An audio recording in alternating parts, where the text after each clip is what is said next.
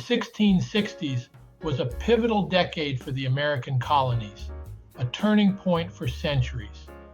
This decade began with the restoration of the Stuart monarchy, and within the American colonies, a slavery scheme began that would dehumanize, exploit, and oppress millions. This was the decade when the seeds of hereditary slavery were enacted in the American colonies by Virginia's Colonial Assembly. From a historical perspective, just 2 decades earlier, the presence of Africans, referred to at the time as Negroes, was minimal, barely registering within the demographic fabric of the colonies. The fields and plantations were primarily worked by white indentured servants, men and women bound by contracts that held the promise of eventual freedom and opportunity. This was arduous work, but it was underpinned by the hope of a better future.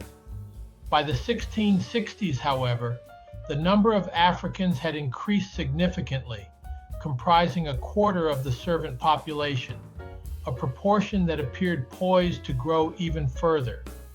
This surge in numbers was not accidental, as the colonial economy, driven by the demand for tobacco, sugar, and other cash crops, required labor on a scale that white indentured servitude could no longer provide. Planters and landowners turned to the transatlantic slave trade, importing Africans in greater numbers.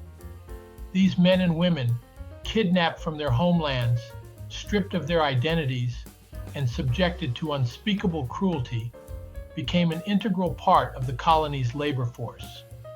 By this time, Negroes had become a force to be reckoned with, not through agency, but through the economic interests vested in their labor. The wealthiest and most powerful men in the colonies, planters, merchants, and landowners, now controlled significant numbers of Negroes. These black individuals were no longer just workers. They became assets, commodities, and a source of immense wealth. And with this transformation came a chilling shift in priorities.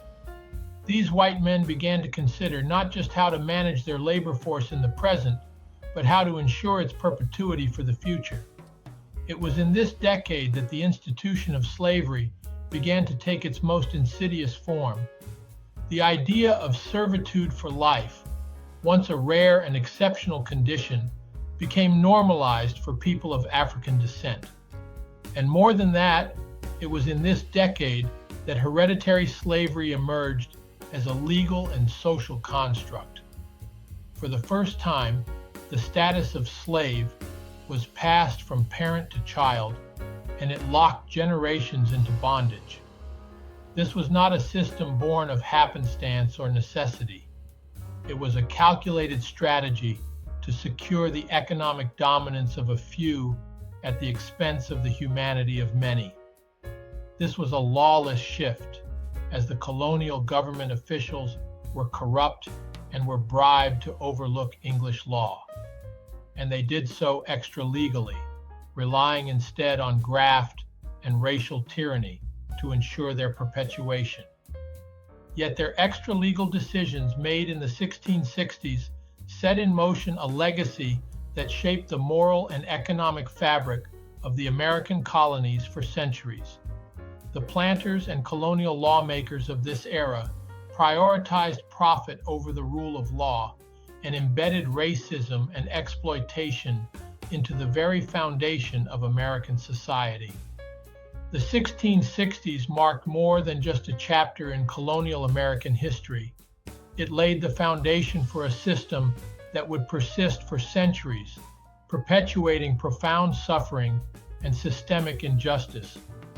During this pivotal decade, the moral compass of the colonies fractured, giving way to a new trajectory driven by greed and upheld through violence.